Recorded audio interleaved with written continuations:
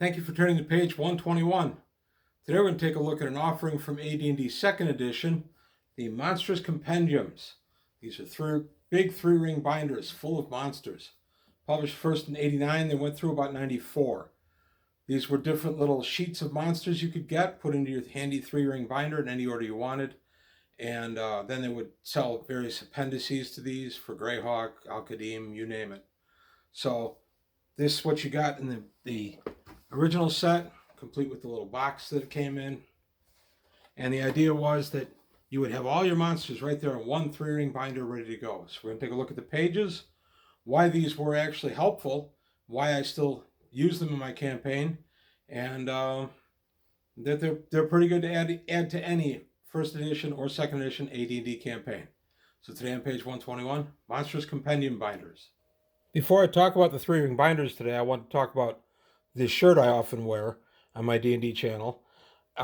This is something that my wife gave me after a game that we played, and the front says, "We asked the Death Knight if we could trust him," and that's the little Black Knight from Monty Python. And then I'm going to flip this over and show what the back says. I couldn't figure out a good way to wear this and show it, so I thought I'd just show it this way. And he said, yes. This actually came from a game I ran where I had convinced them that a Black Knight who could not speak was actually their friend and they could work with him. And for whatever curse he was under, he couldn't speak and he was made to look evil, and he really wasn't. Except, of course, all the while he was. He was a Death Knight who caused tremendous chaos in the party when he revealed what he really was. I had a lot of fun with it. Obviously, my players did. My wife had the shirt printed up, especially to commemorate that event. So there you go. That's what this shirt's all about. Now on to the regularly scheduled look at the Monstrous Compendium volumes. The AD&D 2nd edition Monstrous Compendium. This is volume 1. It was published in 1989 and is really just an update to the monster manual, but it also includes elements from the other monster books and many dragon articles. A couple of new monsters. So the idea was, you got this great big three-ring binder, and in it you had all these little pages to tell you how to run your game. These start out with how to use this book, and going through all the charts and everything, and then you get the monsters. The reason that this, I think, was an improvement on Monster Manual is the monster listings had improved a lot from the time Monster Manual was published in 1977 until this was out in 1989, and they'd gotten a little more standardized and they were a little cleaner, a little easier to follow, and more complete. So monsters that we had seen in other sources were updated here, and I thought to the good. I really enjoy these books. These are my secondary monster manuals, and I call them that because I go to my Monster Manual, Fiend Folio, or MM2 first. I'll thumb through those, and then when I find what I'm looking for, I'll go to these write-ups and I'll use this. Some of the reason I use this over the originals is they've updated hit dice and just the monsters in general. A great example of that is giants and dragons. They both are made much tougher in the 2nd edition than they were in 1st edition, and that was something I really felt was needed. So I'm going to say it. I am an AD&D 1st edition player, darn it, but I include a lot of AD&D 2nd in my campaign. It's just good business on my part. There's so much that these books add, the 2nd edition, that they're worth it. Now that being said, I didn't change any of the player character classes or start using kits or anything from 2nd edition. I stayed strictly with 1st edition as far as our actual character play and things like that.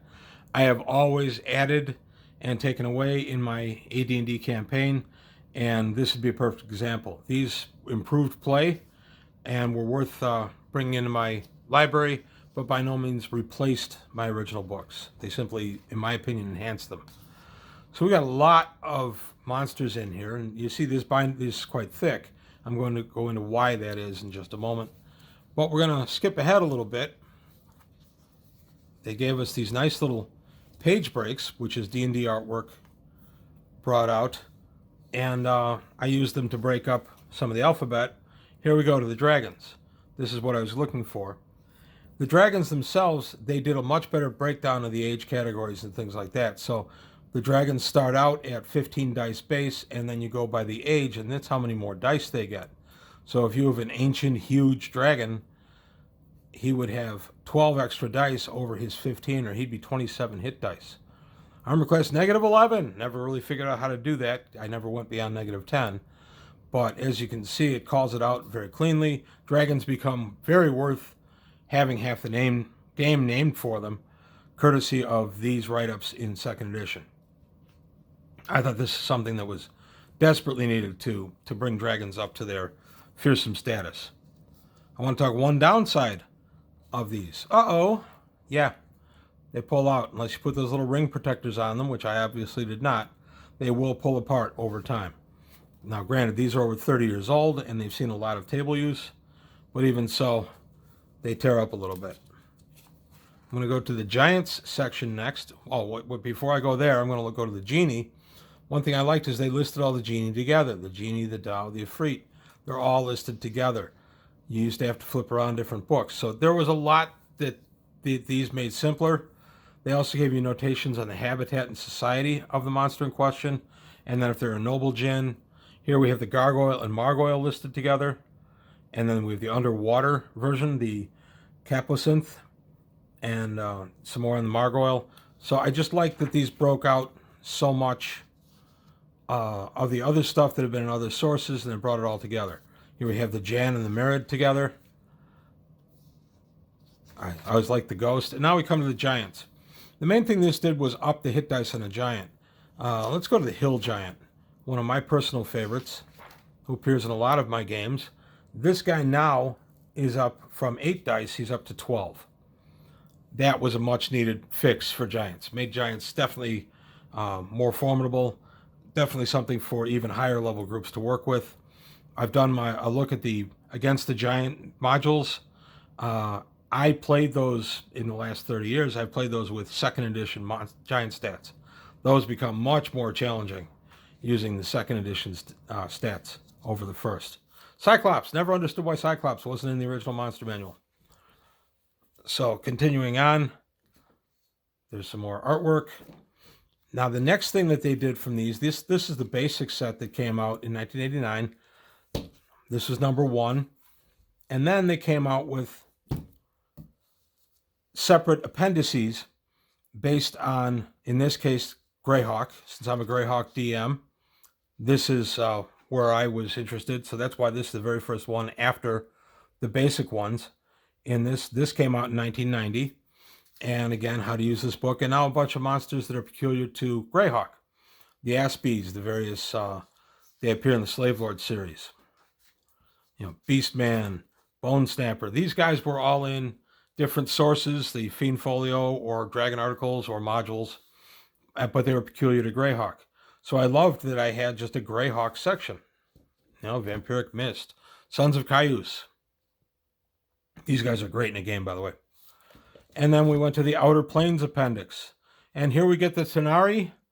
Oh my goodness, the Tanari. We get the Diva, or the Asimon, sorry. Not the Diva, the Archons. The Batazu. This is when TSR was running a little bit from angry parents and religious groups saying that TSR was leading us down a path of evil. To fight that, they took out the words demon and devil, and they gave us Batazu and Tanari respectively. It's okay. Actually, I'm sorry, not respectively. Batazu are the devils and Tanari are the demons. I misspoke there. But I understand why it was done. I didn't agree with the retreat myself. I've never felt that TSR was anything other than, or that D&D rather was anything other than a silly game to have fun with. My kids were exposed to this at the earliest ages. I've always had D&D stuff lying around the house. I've always made certain that none of the artwork was controversial, but they used to like to look through the little monster books with me, and I guided them, and I was careful to make sure that what they were reading and ultimately playing was good and wholesome, and it's never been a problem. I've gamed with both of my sons since they were very little. My youngest son joined our adult group when he was 9. After I asked the adults if it was okay, they said sure. and he's been playing with us since. My older son didn't have as much interest, but joined us when he was about 17 or 18. I'd have to ask him exactly when, but it's been quite a while now. So this is the set 1 that came out. Now, as I said, these are some appendices that I've put in here as well. So this is all of set 1. Here's another little drawback of these things. You've got to be very careful. Any kind of binder material, you have to be careful with how you turn them. So at the gaming table, this can be a bit of a pain. So I admit that. It's not a perfect product. And obviously, they stopped publishing them after a few years, so obviously it was found by the fans to not be a perfect product. The second one, the volume 2, came out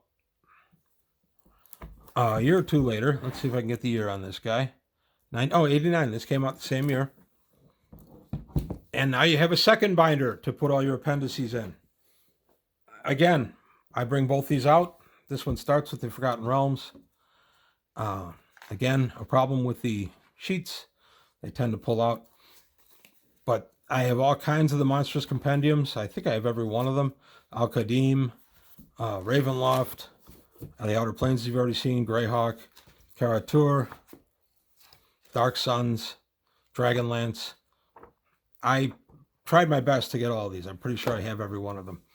So that's just a quick look and a nice shot of Strahd. I'll stay on that for a little bit. I put Strahd right before the Ravenloft.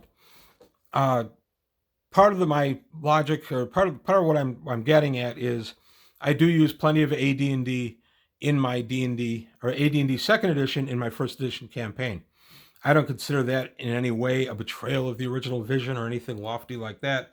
I consider that it's another source of information that makes my campaign more dynamic and just better overall. So I recommend these books tremendously. They're available on DriveThruRPG as PDFs. I recommend them completely if you're running an AD&D game, and if you've decided to stay away from them all these years, they're completely worth having. They're great to mine ideas from, if nothing else. I even go into 3rd edition and mine ideas. So that's as far as I've gone with my D&D. I never bought 4th or 5th. But I will take ideas from TV shows, movies, comic books, you name it. I'm not too ashamed to just grab it. So there you have it. A look at the Monstrous Compendiums, volumes 1 and 2, with a bunch of their appendices. I recommend them. I think they're a lot of fun, and I think they're very useful for any AD&D campaign. So that's it for today from page 121. If you like what you heard, please like and subscribe. Please remember my Patreon. And I'm interested in any feedback, polite criticisms, anything like that, I'm completely interested in. Please leave them below. Thank you for your time, and thanks for watching page 121.